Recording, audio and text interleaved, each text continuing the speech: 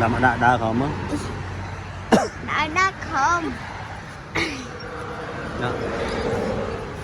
Đá rủi vậy. Ô.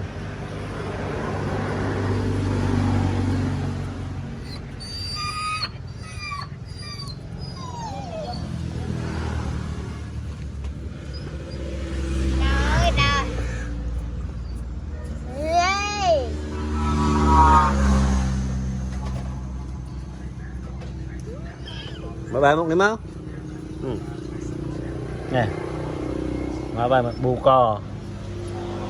Nó đồn lợn đó, đồn. Mớ, than mớ. Ôi, anh trẻ. Phi cái lỗ. Cái lỗ trẻ. Bấy ạ.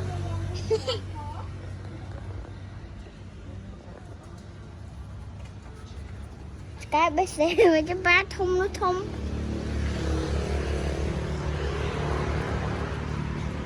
Mưa mốc. Hầu hầu. Em muốn chơi mà. Không ấy.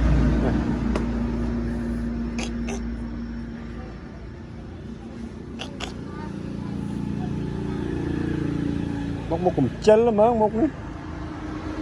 Ở trên nâu đại. Chị tao ở nâu đại. Cái nát á. Khai ra khỏi mất luôn. Ngọt ngày. Không. Đây. Không ấy. Chết lẹ. Nè, Đó. nha. Ô. Thọ bạn.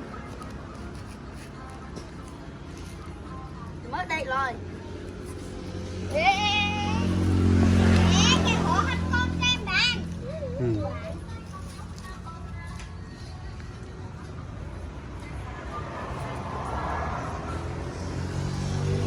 Đó.